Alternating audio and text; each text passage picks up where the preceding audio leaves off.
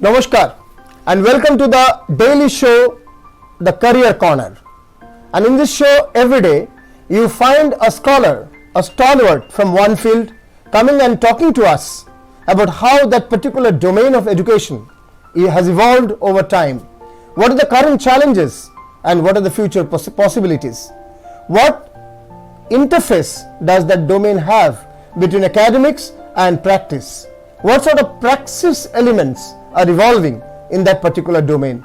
And today we take something that's known to many of our audiences, many of the members of the audience, a very common, well-known field, but a field which everyone interprets in his or her own way, like that proverbial elephant.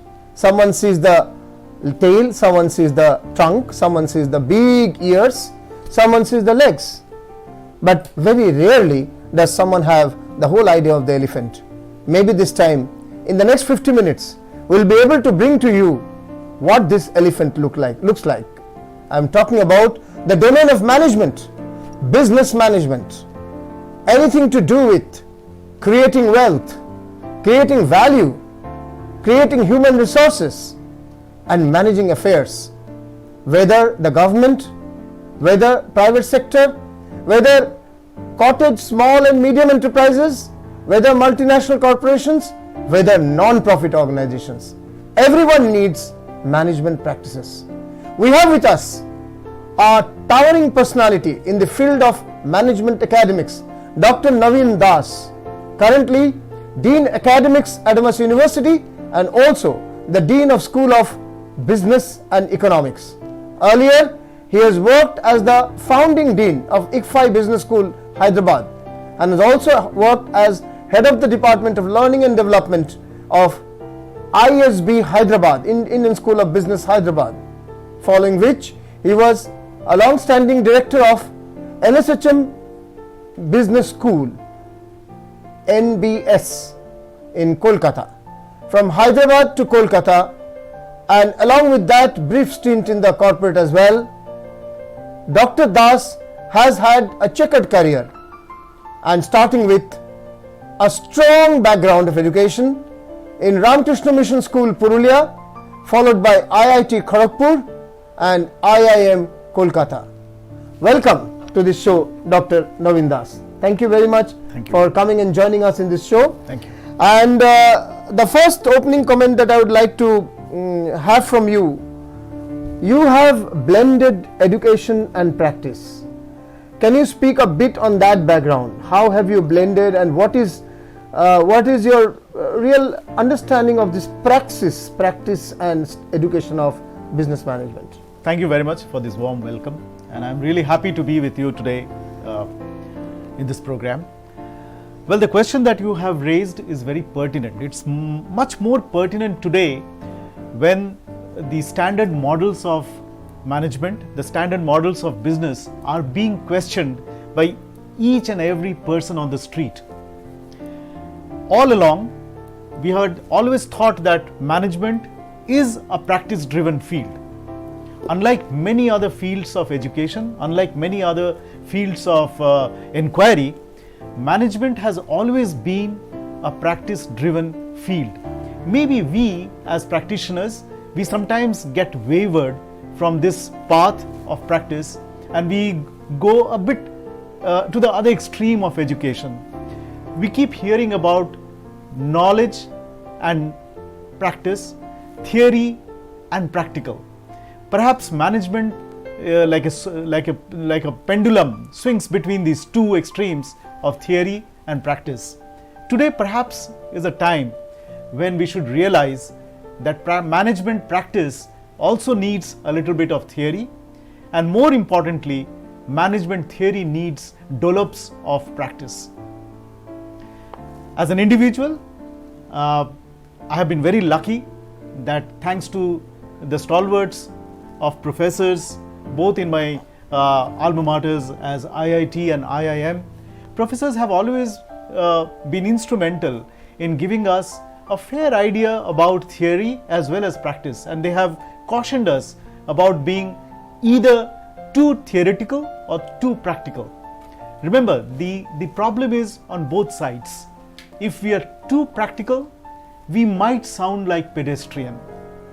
Every practice needs theory as a background, theory as a ground, solid ground, or rock, as we say, the foundational rocks. Similarly, even the theory needs practice, because management is what happens in the marketplace, management is what happens in the organization, management is what happens in the society, management is what happens in business. How can affairs of human beings like you and me be bereft of practice? How human values impact management practice? How the society, how the norms, how the value systems of human beings have impacted management and the management of human resources in particular. I think that is the most important challenge today.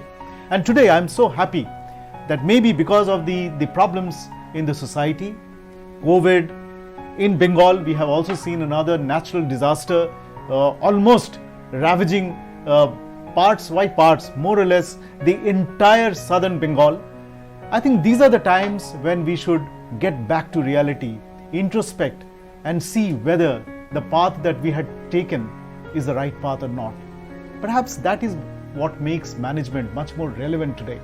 And the fact that you mentioned about, practice or the praxis, the combination of practice and theory, I don't think a time could have been more opportune than today to finally realize that it is practice and theory blended together which has a solution for the problems that we have today. That's a great opening message, Professor Das, that you bring forth on this table, where you integrate practice with theory and you try to bring that in the context of real life, in the context of current problems, current challenges. And we shall take this issue a little bit later in depth. How, for that matter, what sort of philosophy in management is applicable in the Oriental world, in the developing world like ours, particularly when the Western model of business and management hasn't proven to be great success, to be one of great success, given the fact that one single pandemic created such a havoc across the world. And this pandemic is also a result of an incessant aggression of global business on nature, on human security, life, and many other aspects. We'll come with that a little later, but coming back to the fundamental issues, we often find business schools called management schools, sometimes business schools, sometimes business and economics, as yours is. How do you really differentiate, or are they exactly the same? Is there a conceptual or perceptual difference in these nomenclatures that we find around the world? Dr. Das. Well, to answer this question, by the way, thank you very much for asking this question. It is a very, very profound question. And let me see if I can match the profundity of this question with an answer which is a bit logical. Right from the 1880s, almost about 150, 60 years ago, we have seen management evolve as a field of study. Some of us, we know that Wharton Business School of the University of Pennsylvania, or for that matter, even Haas School of the University of California, they were the pioneers in management education. And remember, management education actually started as a practical field, as a field which was not bereft of what was happening in the society, what was happening in the day-to-day lives of people. So relevance was much more important than perhaps rigor. Perhaps it was basically because of this reason that the university system as a whole did not allow management to be a part of their brotherhood, if I may use that word. Management was always viewed as a field which didn't belong to the university.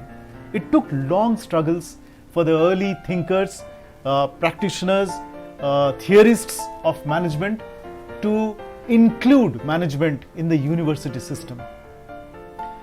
We all know that the foundation studies of the late 50s, 1950s or early 60s, they actually laid the path for management to get into the university system by making management education a bit more rigorous. Quantitative methods and other classical fields were brought into the study of management, or the book of knowledge of management. And that's how I think management became more and more theoretical and a little less practical. Perhaps the pendulum swung completely on the other side. I'm giving you a slightly historical or philosophical background. Perhaps the pendulum swung on the other extreme, and then perhaps another study had to be commissioned in the late 80s, 1988-89, and we call that report as Porter-McKibben report, which said that, well, look, management people, you have gone to the other extreme. Now your body of knowledge is more theoretical. You have to bring back practice into this. So the pendulum swung from relevance to rigorous. And now the Porter-McKibben report was asking us to again go back to relevance. Perhaps we swung again back to the other extreme today. The problems of management, or the practice of management, is that it's very important, though difficult, to bring about a blend of relevance and rigor. Management as a field which is so relevant to the society has to find this golden mean, the golden mean of relevance and rigor. Very well said. And this is where, Professor Chaudhary, the importance of business comes in the field of management. You were asking me about the difference between management, business, or business and economics. Mind you, these are not just semantic differences. Management is the art of managing anything. So if I may call it, it's a verb dominant word. Business, as we all know, is a humanistic activity. It's a human activity. Every one of us is in a business somewhere or other, somehow or other. A household is in the business of running the household effectively. A school is in the business of running the school effectively as well as efficiently. A church, a temple, a mosque is in the business of running these efficiently and effectively according to the goal. So business is much more wider. And can there be any field which is so socially integrated like business, bereft of economics? So to my mind, when you combine business, economics, commerce, and the practice of management, what you get is a full comprehensive view of managing the world. So I'm so lucky, and we are very, very fortunate that the founding fathers of this university thought that business, commerce, economics, they should all be integrated in our offerings of the programs. And we at Adamas University, under the umbrella of the School of Business and Economics, we offer programs in management, economics, as well as commerce. Thank you. And that really brings clearly the picture of relevance, rigor, and inclusiveness. Yes. The other aspect you said, interdisciplinarity. Interdisciplinarity. All this together, and how the justified name of School of Business and Economics, which is broad enough to cover all and narrow enough not to lose relevance and rigor, is a good approach that Dr. Naveen Das would like to put forth emphatically in the context of Adamas University. There has always been this debate: is management science a natural science, a social science, or a marriage of both? Because large part of mathematics, large part of management depends on mathematics as well, mathematical models, particularly the study of econometrics and management business. And on the other hand, obviously this is the study of human behavior in an economic setup. So what exactly, how would you define the nature of scientificity of management sciences? I think you have already answered the question, but still let me explain. Scientificity of management, as I told you, was a result of the study commissioned and undertaken by Porter and McKibben. The report clearly said that post foundation studies of the 1960s, almost for 20 years, till the end of 80s or perhaps beginning of 90s, management education did everything what was necessary to make itself rigorous. Quantitative methods came into the body of knowledge. Econometrics, as you rightly said, was incorporated in the curriculum. We had already technology coming into the curriculum of management. So it was more, if I may use the word, left-brained.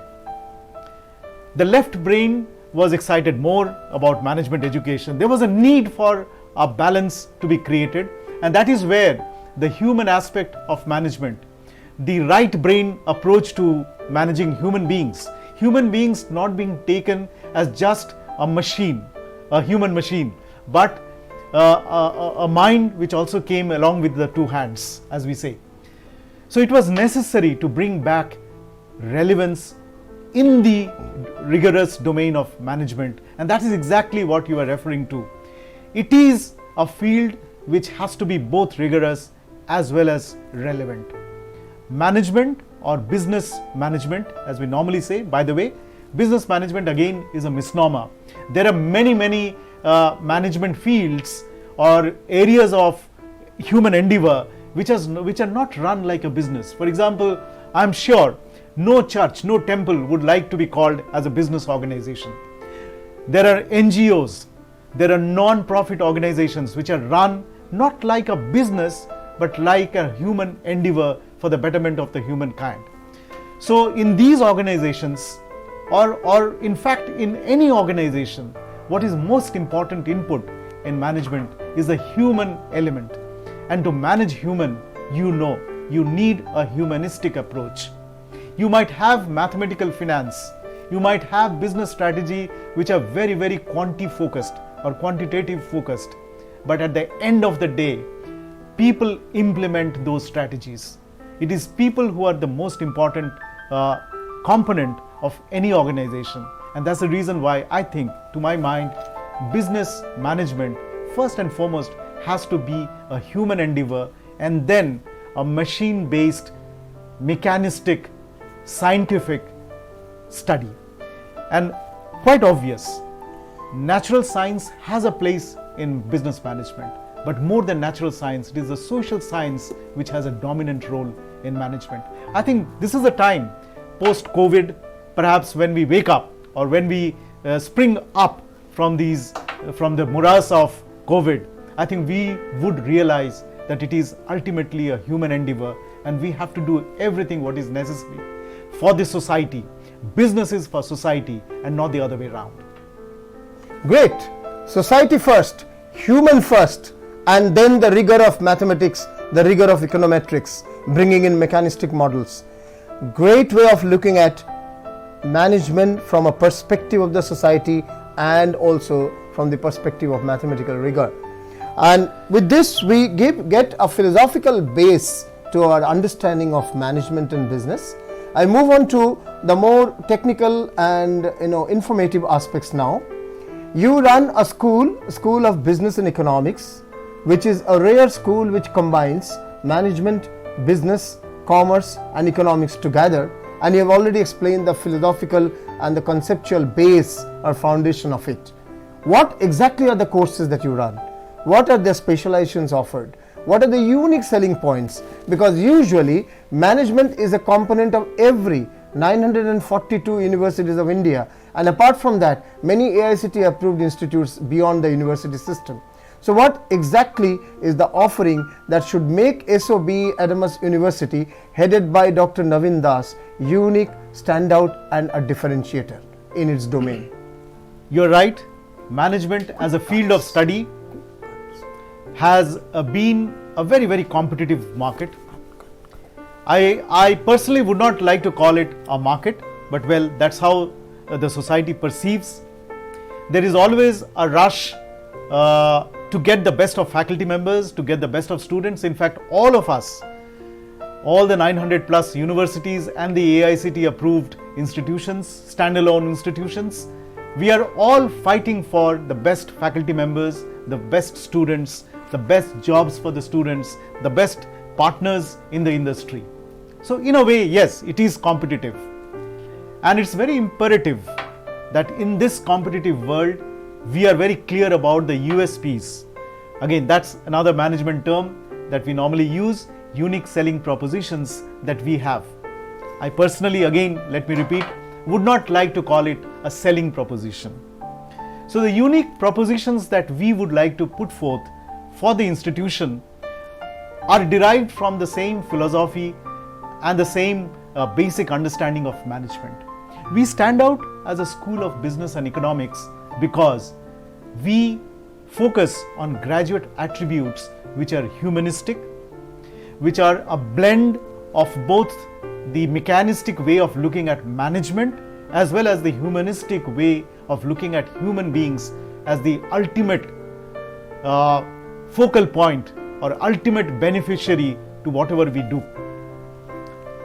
Coming to your question of what exactly we offer in the School of Business and Economics, well, we have three distinct departments, you may say, or fields of study which we focus.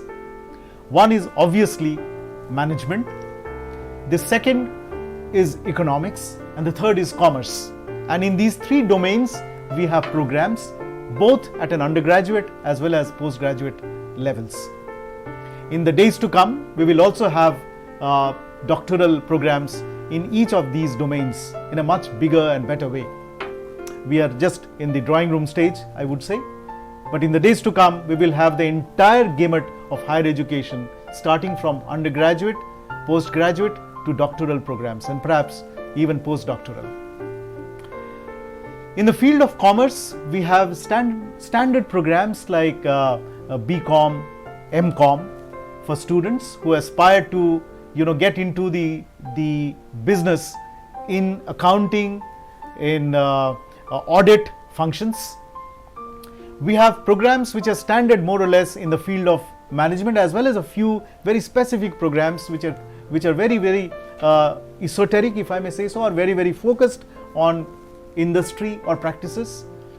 We have BBA, a normal BBA, which we call perhaps a plain vanilla BBA. We have BBA in domains of supply chain management. We have BBA focused on analytics or business analytics, where right from the undergraduate days we try to see whether we can have specialists in these domains. We have MBA. We have postgraduate diplomas in economics, which are very, very specific to a few emerging areas. We have economics programs both in the domain of arts as well as in the domain of science. For example, we have BA as well as BSc in economics. We have masters as well as masters in science, arts in economics. We have specialized programs in mathematical economics or econometrics based programs in the domain of economics. In the domain of commerce, economics or management, perhaps the USP that we would like to bring forth for the student is an amalgamation of these three correlated, interrelated disciplines of commerce, economics and management. I think that is where the school makes an impactful difference to the life of a student and to his or her grooming to become more contributory to the society. And I call society just as an umbrella of the organizations. Great. That brings to specific courses that you have, and I would like to, if you could point out in bullet points 1, 2, 3, these are specific USPs of SOBE which makes it stand out. You have given the overview very rightly, but 1, 2, 3, three specific USPs which might make it stand out. Maybe they are being practiced somewhere or the other, but in the context of SOBE and in the context of East and Northeast India where it is located, they are quite important differentiators. If you could identify that. Yeah.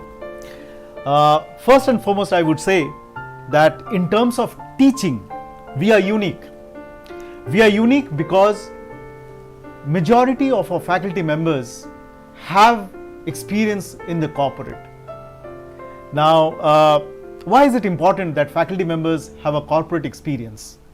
It's important basically because of the factor that we were discussing in the earlier part of the program. Remember, management is a practice-driven field, and if professors are not aware of what goes on in the practice, I think they will not do a good job. So the first USP of Adamas University's School of Business and Economics is that professors in the classroom are actually integrated with the industry. You may call them as professors in residence or practitioners in residence in the institution. They bring real life situations into the classroom, and the methodology, the book of knowledge of Adamas University's curriculum, they are all geared towards making each student relevant to the corporate world. The first USP, that's why I say that the book of knowledge that is given to the student, the curriculum that is designed, the methodology that we use in the classroom are all geared towards making each and every student relevant to the corporate so that they can become productive from proverbial day one. I know it is not possible, but then the attitude that the students have, the skills that they have little bit already, and the ability to learn in the corporate, I think that is what makes our students unique. The second USP is actually because of our being one of the largest multidisciplinary universities in this part of the country. Remember, we have so many schools. We have the School of Liberal Arts, we have the School of Pharmaceutical Technology, we have sister schools in domains like law, like science, engineering. And the presence of so many schools in the campus, they give a holistic perspective to our students. Standalone institutions perhaps miss out on this aspect of education.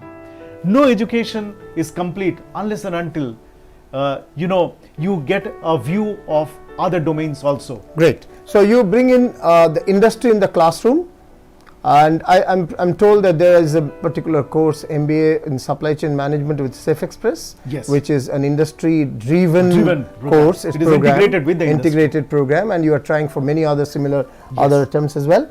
Apart from that, very rightly said, holistic because of the presence of law, engineering, communication, and sciences and social sciences and many others. Yes. So it's a very holistic environment, and you also bring in a minor specialization. Students of management can also take a minor specialization in, let's say, computing or artificial intelligence in engineering, or can take with, let's say, advertisement management with media, or can take business law with the law school. So there is also the benefit of that, on campus. Good points.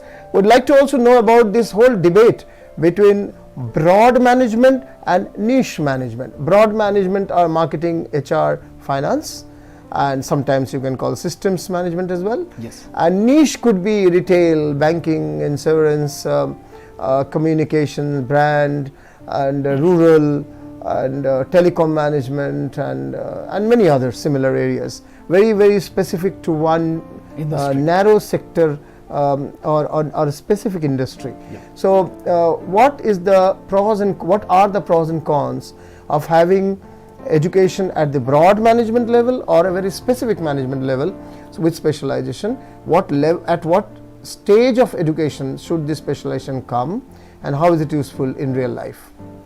This is a very serious question, and therefore I think it demands. Thank you very much. Every question I'm asking is a serious question which every viewer would like to know from a scholar of management, and would like to determine his or her perspectives in the light of the responses that he gets. Thank you, sir. Dr. Das, please. The seriousness of the question is that this is a question which arises in the mind of every student who wants to get into a professional education. Remember, in any profession, there is always a dilemma between being a generalist or being a specialist.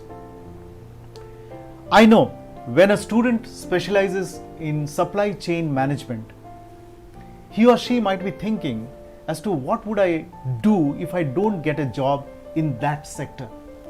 Well, the question in the mind is relevant and it is justified. Similarly, when a student specializes in marketing I'm sure the question in his or her mind is, what if marketing doesn't pick me up? Or what if corporates don't find me suitable for a marketing role? Will my education in marketing go waste? Now, that's a dilemma that every student faces, and we can't avoid it. And that's the reason why, to my mind, I think every institution should focus on giving a broad-based education to begin with pillars of specialization. Meaning there should be a foundation of broad-based education, and then there should be pillars of specialization for the student in his or her area of specialization. And obviously at the end of it, you have to also integrate all these specializations into giving him or her a view which is a perspective which is much broader than narrow specializations. I think only then the student becomes contributory to the industry, or to any industry for that matter, or to any business that he or she chooses to work in. In the initial years, obviously, you were talking about the pros and cons. In the initial years, anyone who specializes in a particular domain becomes much more productive for the company or for the organization, because the person becomes a ready material to be harnessed from day one.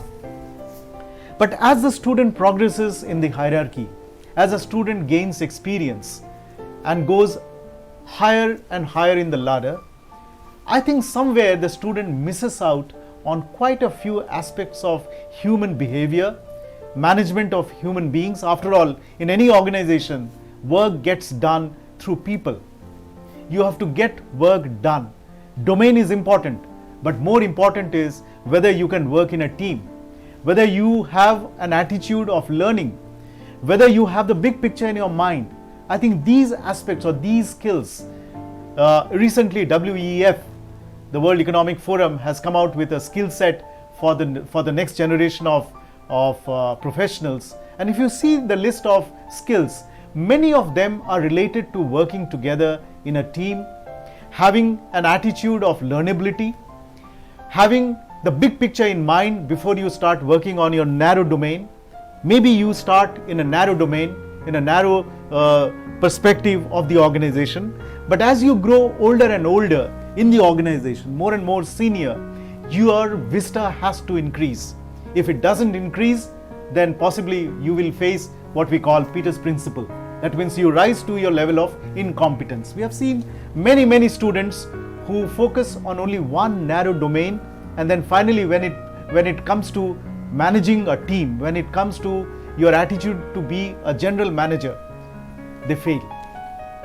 So to answer your question, we need both. We need a blended approach to education, and that's the reason why, even if we might have industry specific specializations like supply chain management, like analytics, like public policy, but the foundations are always broad-based.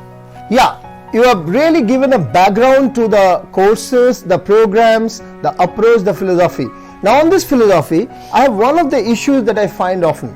Scholars, as a layman I am talking, scholars of management talk about classical economics, classical business management, and then they talk about neoclassical. Sometimes they talk that what is significant is the empirical data on ground. So empiricism, empirical approach to studying based on realistic data on ground. And often they also go into philosophical aspects. So for them, the data is basically a raw material to substantiate a philosophical approach. And often the data is actually given a less significance, and the concept or philosophy behind it is emphasized far more. I'm often confused that what exactly should be the right approach. Okay, even if we do not get into right and wrong, how are these different? Classical, neoclassical, empirical, philosophical, various aspects to economics. If you could briefly define that. Well, on this, I'm not a Pandit, and no one can claim to be a Pandit on so many isms, as we call. But let's get back to or rely on somebody who has been a real Pandit. I'm talking about the great Aristotle. Wow. 2500 years ago, he has given us a framework. Obviously, he didn't call this a professional framework, but we may use it for our profession. The great man used to call them the virtues, the three virtues of education. So let's define the three virtues of education. Perhaps that would answer partly the question that you have asked. He used to say that for any true educated human being, education has to be in three different aspects. All these three are important. The first, he said, was the episteme of the knowledge. The episteme, or the knowledge which was actually bereft of any context, non-contextual secular knowledge, and he called it episteme.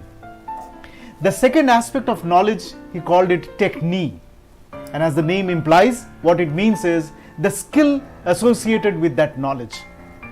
So first was episteme, second was techne, and then he said that, well, these two is more or less going to make human beings contributory. He used to say that in the society, if people know about a domain of knowledge, and if they can also apply that knowledge, he or she can contribute to the society. But that didn't make a complete professional. He also talked about something which was much more important than these two, and the third aspect, or the third virtue of education, he called it phronesis. He said that unless and until a person can use his or her wisdom and can take a judgment as to where to apply what knowledge. The example that comes to our mind is no one can deny that perhaps Joseph Mendel was a great scientist. Obviously, he partnered with a wrong person called Hitler, but he was a great scientist. Most of his papers were published in those days in journals which were up there for any academics to claim greatness. So where did he go wrong? Perhaps he went wrong in the partnership. Perhaps he was not wise enough to understand that you cannot do experiments on human lives and produce papers and then publish and claim yourself to be an academic.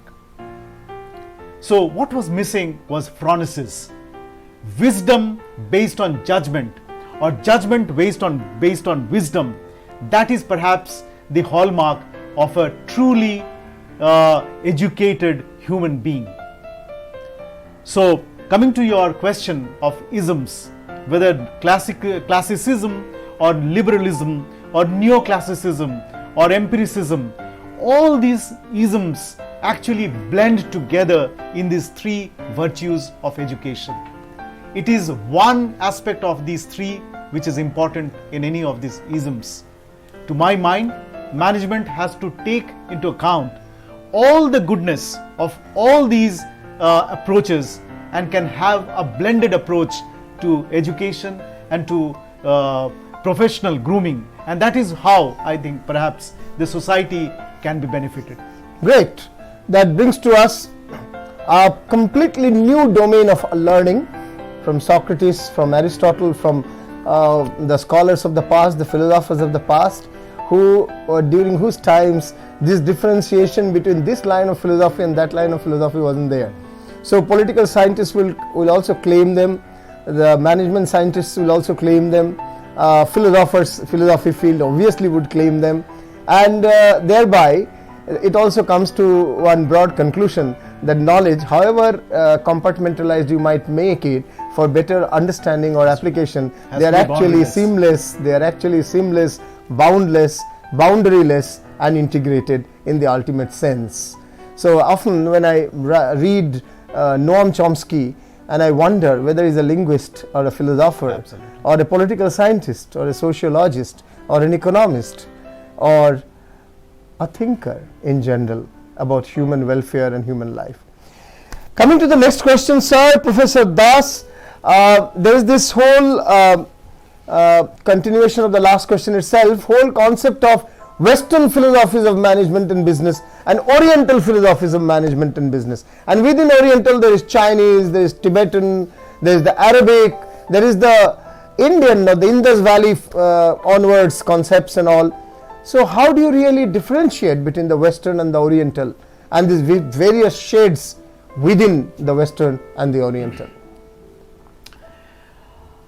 Let me answer this question a little historically.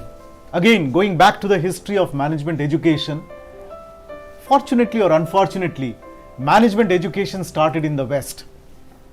Though as a profession, management is, as we normally call it, it's the second oldest profession in the world.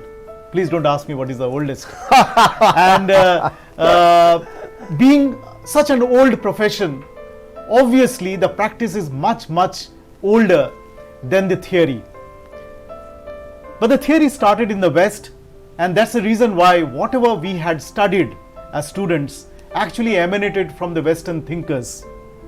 Peter Drucker, the great old man of management, modern management, or perhaps before him, you call Taylor, or you talk about any of those the early pioneers of management thinkers. I think they were all the products of the Western philosophy. Unfortunately, in the East, we perhaps never realized that management can be a field of study. Yes, we were good at managing things. We were managing our kingdoms. We were managing our households. We were managing our businesses, many of them in India. Many of the international or multinationals have come or sprung from India with the Indian style of management. But fortunately or unfortunately, we never had an Indian way of management, an Indian style of management. So we borrowed from the West the concepts and philosophies of management. We were taught in those concepts and philosophies. But I think today, more so because of the recent, you may take the last 20-25 years, one after the other, the world has been shattered by phenomena which were economic, phenomena which were natural disasters, phenomena which perhaps people may call human failures or man-made disasters. I think somewhere we have come to a stage where we have to question those basic philosophies, those basic fundamental assumptions of management. This is the time I think we should evolve an Eastern, perhaps an Indian more specifically, way of managing things. An Indian management book of knowledge is overdue. If we don't do it, perhaps we will again face the same problem of what we have been facing, or the problems similar to what we have been facing of late. 2008, the financial crisis, was not because of the failure of Indian style of management. It was basically because of the failure of Western management concept. Great. The recent phenomena that we are observing in the world, look at the Western world, look at the developed world. They really don't know how to manage. There are many practices which are fundamentally wrong in the corporates. We may attribute them to the philosophical understanding or the philosophical background of those practices. Right. But unless and until we have an alternative, I think we are handicapped. This is the time to have our own style of management. Yes, we may take the best from the West, like Gurudev used to say, let the windows be open, wide open of my house. Let fresh air come from every angle. Let Western philosophy, Western way of managing come into the Eastern and get blended into a beautiful blended way of managing human beings or way of managing endeavors or organizations. I think that is the hallmark of tomorrow. That is what is going to take the world to the next level. If we would have to identify 3 cardinal points of Indian approach to management, what would be the 3 cardinal points? Without any explanation, just bullet points. 3 bullet points. I would say, given our pantheism which has always been there in India, I would say love and respect for nature, though I might be managing a business as mundane as a business. So love and respect for nature. Respect for human individuals, not only as individuals but also part of a team, part of a group. Remember, the extreme individualism of the West is also somewhere responsible for the problems that they have. You have asked me not to go into the details, so I won't get into the details. But that is where I think Western models have failed.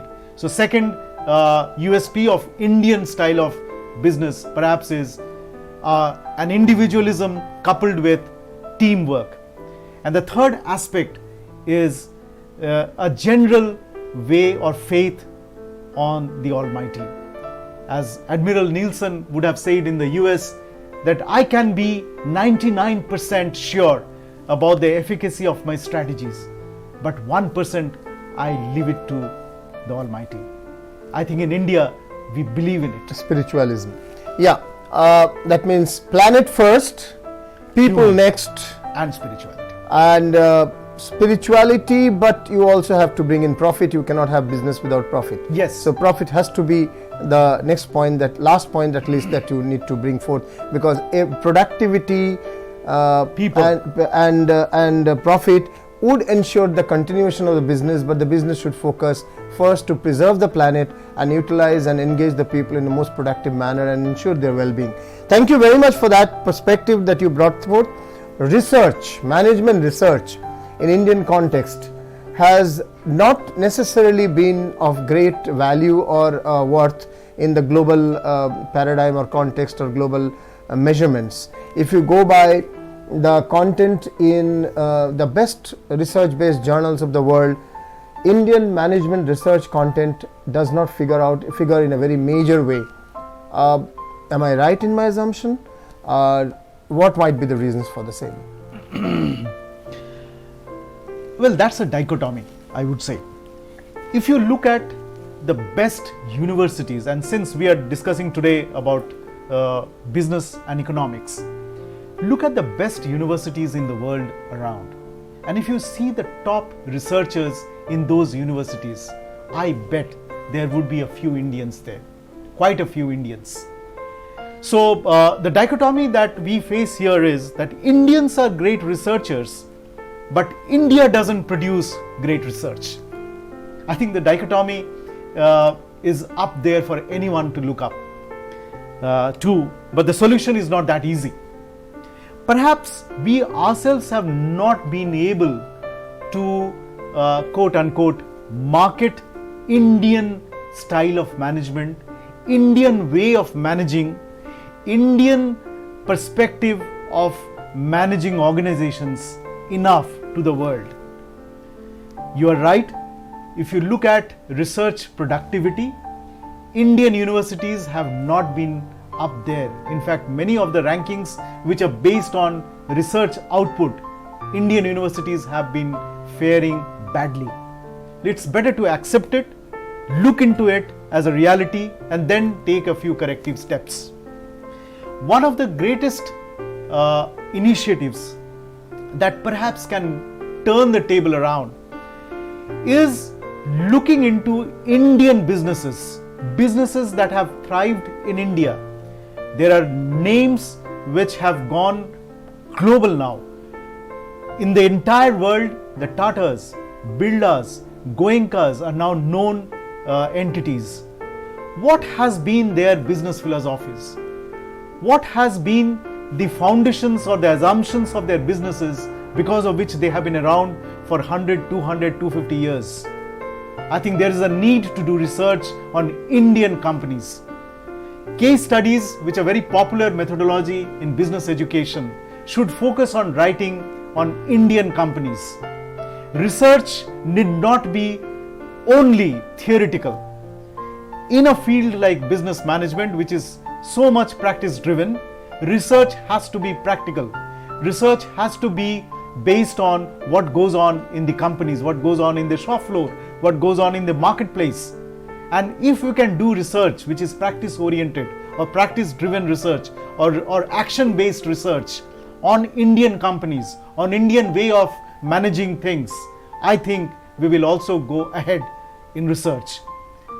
But yes, needless to say, unless and until we produce research of high quality, Indian education system will not be respected in the world table. Indian universities would still remain as universities which are more teaching shops rather than university which are into research. Worldwide, research universities are respected more than just teaching universities.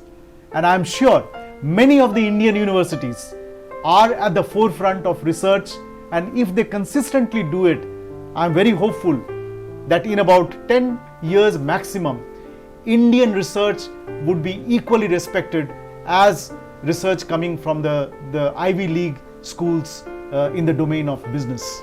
And I'm sure that is also true for any profession. And that brings us almost to the end of this discussion today, where you have covered various aspects of the origin of management and business, where you have covered the various courses that are programs that are being offered in your school, the conceptual differences between Western and Indian, and also the role of research.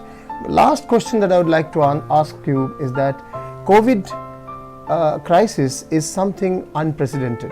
In the last 1 century, we haven't seen such a crisis.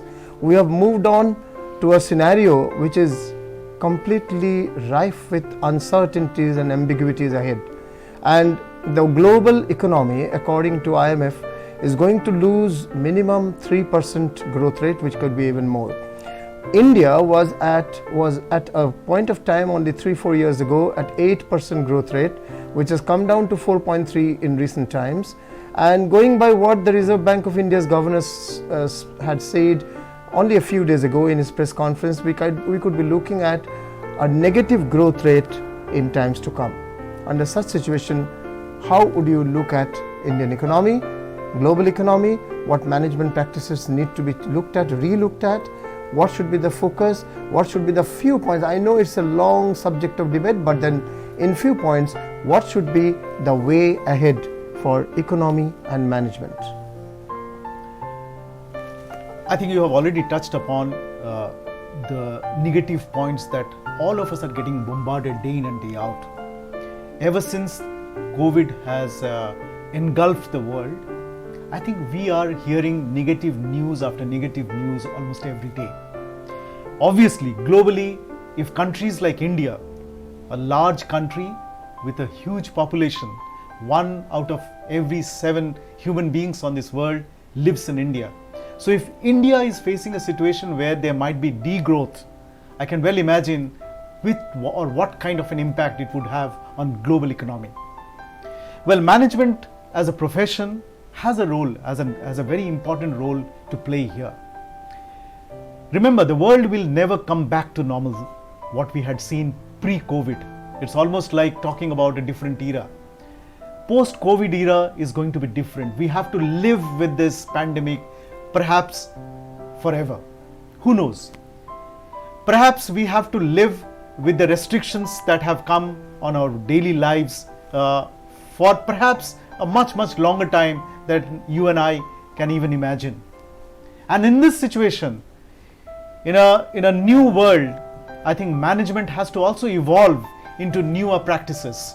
It's a great opportunity. The same crisis can be turned into an opportunity, and I know there are many institutions, many organizations which are turning them into an opportunity, and new ways, new practices have already come in place. Even in education, see, we always were suffering from the twin curse of our way of brick and mortar way of educating people. The twin curse were the constraint of time and the constraint of space. And see how beautifully e-learning or online learning has actually smashed both these constraints. Today, time and space is no more a constraint. And I'm hopeful that in every aspect of life, in every aspect of business, there would be innovations which would take into account the newer realities, take into account what we have as strength, and come up with solutions for the new world. But suffice it to say that the new world is going to be different, and all of us, including management professionals, have to put our thinking cap again and come up with innovative ideas as to how we can go forward. Great. And with that, we bring to the end this beautiful erudite talk on business and management, its evolution through decades, rather centuries, and coming to the current situation of COVID-induced recession across the world and how should business and management be done today. Also covering the various program, unique selling propositions, differentiators and approaches that the School of Business and Economics, Adamas University, which Dr. Navin Das heads, resort to or delivers. Yes, we are moving to a world which is convergent, which is brick and mortar and experiential together, online together. If you permit me, I will call it experiential click, brick and portal, so rather experiential brick and portal. Many people say brick and click as well. Experiential, learning by doing; brick and mortar, learning in classroom, library and all that, face to face; and click and portal, learning online. All the three have to be blended, and management is one domain where they blend seamlessly indeed. And I also appreciate your emphasis on the Indian approach of business, Indian approach towards management, whether it's for profit or not for profit, and looking at planet and people, people in the collective sense, not just narrow individualistic sense, and planet or nature, these two primarily at the foundation of any management practice or philosophy. You have also talked about praxis, which is another very important aspect. Learning by doing can only be learned better when the doers and the scholars both bring the education to the learners. Yes, we are moving to a world of mentors and learners, away from the past of teachers and students. With that message, we bring this session to an end. Thank you and we meet again with another top scholar in a few days or maybe few hours from now. Until then, goodbye. Thank you, Dr. Navin Das. Thank you. With a 2% share of the India's GDP, the media industry is growing faster than India's GDP. And with the world's largest number of films and television channels, it is the national informer and entertainer. With more than 1,000 films a year, cinema is our soft power. News, entertainment, brand communication, we lead Asia in all. And a multi-skilled multimedia talent is being trained in the Adamas School of Media and Communication. With a 24-hour work culture, Adamas School of Management prepares professionals for marketing, human resources, finance, supply chain management, and pharmaceutical management for the new Indian economy targeting $5 trillion annually. Close association with several top corporate houses and intellectual talent in the classroom, the school is proud to have one of the highest placement records in East and the Northeast India.